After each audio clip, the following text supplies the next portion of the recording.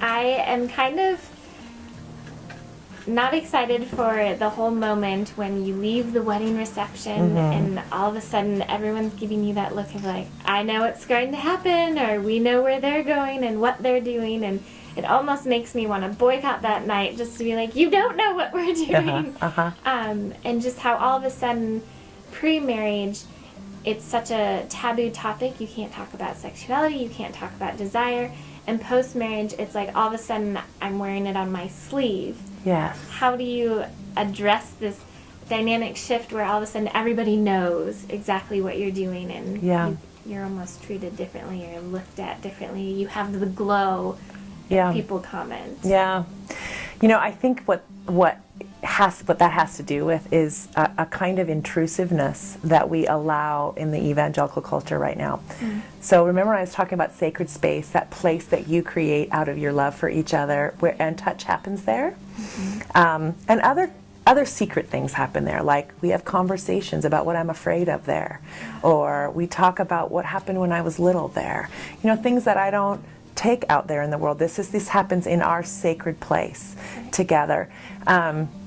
You're not allowed right now in evangelical culture, you're not allowed to develop a sacred place prior to getting married.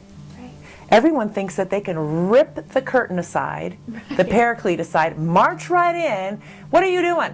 What are you doing in there? You know what I mean?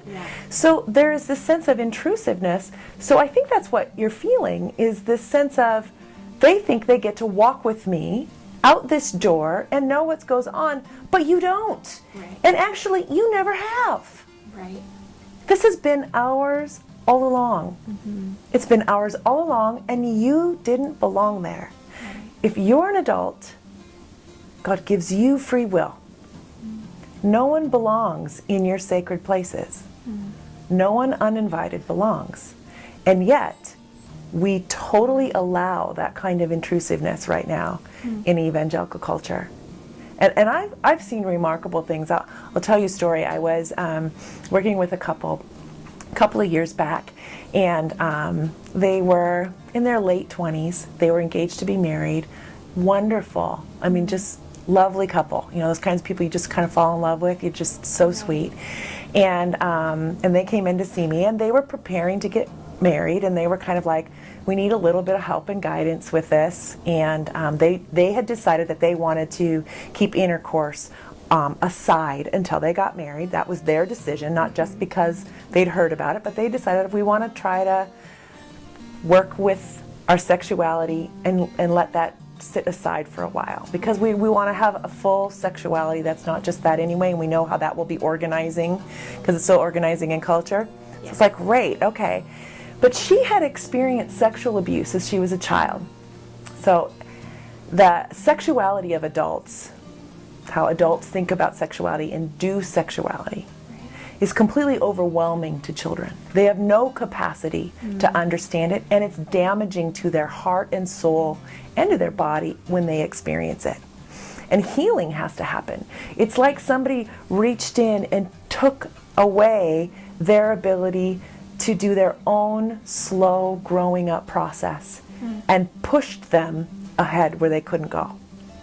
So what often happens when people get married is, and touch starts to happen as they've been dating or along the way, is they'll have times that they get kind of like reactionary. They'll have a flashback or a feeling in their body of the time that they were touched that way by somebody who's hurting them, or taking that choice away from them, or putting their adult sexuality on them.